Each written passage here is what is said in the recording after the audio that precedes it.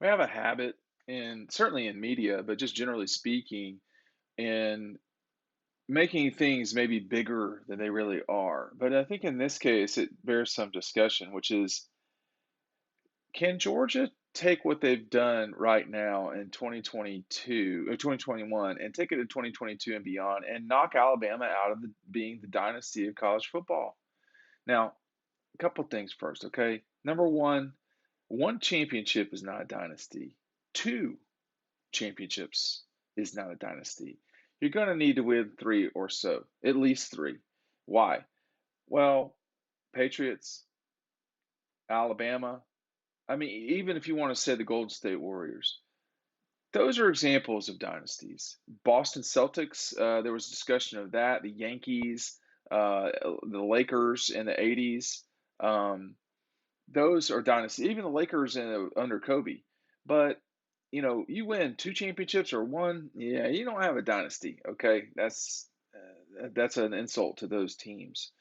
We talk about this championship season a lot, though, in DAWGSTRUCTION, which you should buy, or at least just click the link and check it out. See the cover, Keely Ringo taking the back of pick six against Alabama. Start the season with a pick six with Chris Smith, end it with Keely Ringo defeating Alabama and Clemson all in the same season. Is something we talk about in DAWGSTRUCTION a lot. That is going to the press this week.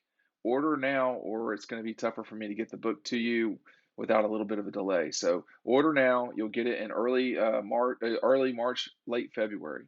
Thanks for checking that out. I think with what Nick has done at Alabama, you're talking about the greatest college football coach of all time. All right, that's unquestioned. Secondly, or I mean, if someone's questioning that, I don't know what they're talking about. I mean, this guy is better than Bear Bryant. Do not, I will fight somebody about this. I might lose the fight physically, but I will fight somebody about this. To act like he's not the greatest coach in college football history, I, you could argue that what he's done is more difficult than what the Patriots did. Um, there's some back and forth about that.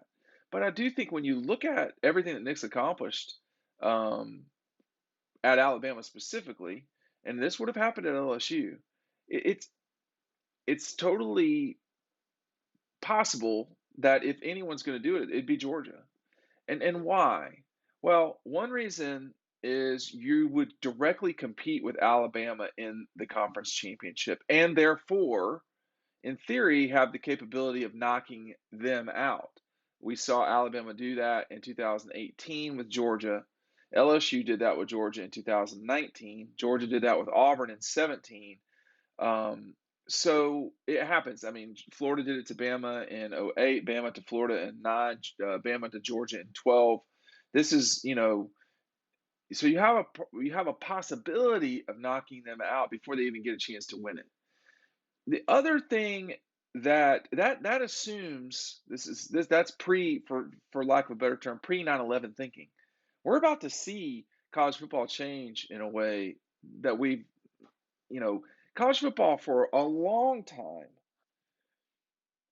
was the same basic game with the same basic conference politics. That's all gone now. And I don't know when the Big 12, excuse me, the Pac 12 and the Big 10 are going to realize that it benefits them to have an extended playoff.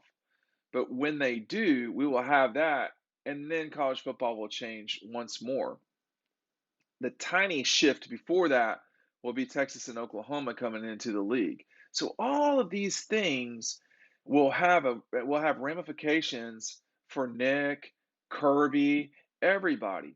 College football, unlike I would say certainly the 70s and 80s, it's a fluid thing now. It changes. You've got NIL, transfer portal, easy enough. I didn't say it right twice. Transfer portal, easy to say, very easy to say, hard to take advantage of. But you're the way you build your program now is different. You've got guys like Jermaine Burton going from one superpower to the next. Um, I don't know. I mean, this is not going to happen, but Stetson Bennett could transfer and play for the Gators, right now. So all of these things JT Daniels certainly could. All of these things are, you know, out there. And it's these are all things that Mark Richt didn't have to deal with. And Mark Richt coached modern college football. Um, I think that the resources and ambition of Georgia's program are higher than the combination of those two are higher than almost everyone except a handful of teams who I would still say they're higher than most of those handful.